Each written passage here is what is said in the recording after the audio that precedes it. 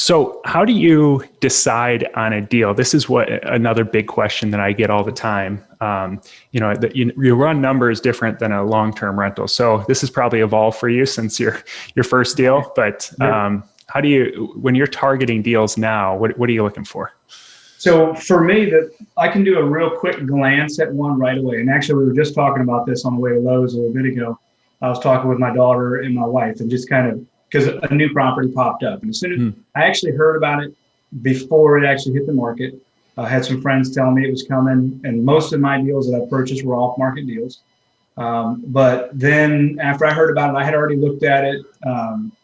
It hit the market. Then I had 2 realtors call me up and say, "Hey, this is on the market." It was a good price point for the house.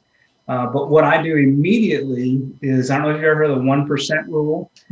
I immediately, and I mean, that can be used long-term, short-term, whatever, because it's all just numbers. For me to even consider any further, it's got to, number one, pass that 1% rule, because no matter what I do with it, I have to think about if short-term went away, which just recently we had some issues with COVID. So, we had to have a plan, a backup plan.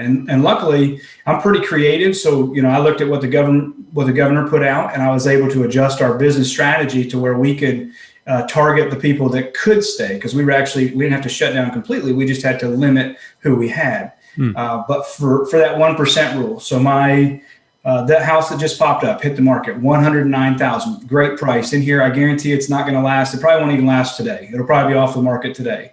That's how close it goes. But when I look at that $109,000 property, the way I'm buying them is I'm buying them on a 20-year note. I'm not doing a 30-year note. I'm doing a 20-year note. That way I get it paid off a little bit quicker. So I know that, number one, my mortgage is going to be higher. So my break even is going to be a lot higher as well, especially if I do it as a short term, because I've got my mortgage, I've got, all the utilities, the Wi-Fi, plus I've got to furnish the place and get it ready. So I'm going to have quite a bit of holding costs just to get it ready, depending on how long it's going to take. So, I mean, just with a simple dumb math, adding nothing at all, I know that if I put that in a long-term rental, I'd have to pull in over $1,000 a month for rent. When I look at that property, I know without a shadow of a doubt, I could never get $1,000 rent for it in my area. Down the road, maybe so. Another 5 years, as this place grows even more, you could probably get $1,000 rent, but not right now. So I know that I'd be belly up on that. And so I immediately pass. It's a great property, great house. Somebody can make a profit off of it or make a home out of it, which is what I suggest somebody do. So 1% is my first thing. And then my second, if I go further, like I mentioned, my break-even analysis, I've got a spreadsheet. More than happy to share it with anybody. It's not complicated at all. All I do is I throw in, because I know about what my utilities are going to cost and my yard care and everything else, I throw all that stuff in. And then I know exactly what my break-even is. Then I look at my per night. I do everything at 10% occupancy. So I get 10 nights per month. I should get higher, and I normally do. I was at 80% occupancy all throughout this past year. But I'm going to plan for the worst. So, 30% occupancy, not 10%, but 30% occupancy. 10 nights. Yeah. 10 nights out of a month. If I can make a cash flow off that, then it's worth looking into further. And then obviously you got to see how much is it going to cost to get this thing up and running. So start with a big picture, and then I kind of, draw that focus in after I've looked at it first. Nice. That makes a lot of sense.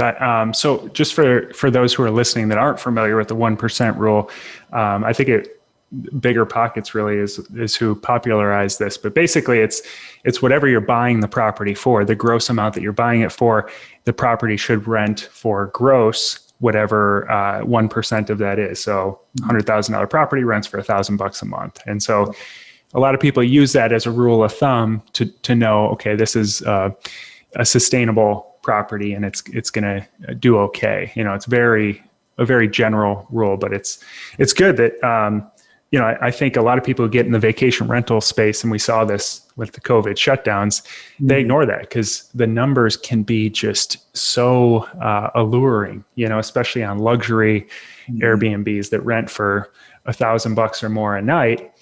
And so people are willing to pay $1 million for something like that because the cash flow is just incredible. But then you get a COVID shutdown and you are just toast overnight. Definitely. Yeah. And each one of my properties, obviously we've got quite a few now, but each one of them rent for like the per night is anywhere from 100. The most expensive one I've got right now is 165, and that's one we just closed on the 28th. And that was actually a turnkey vacation rental. So that's the most expensive one. It's got my biggest, break even because it was a turnkey. I mean, we bought it literally with TVs on the walls. We already had set up guests, en route and everything. So I mean, it was truly a turnkey.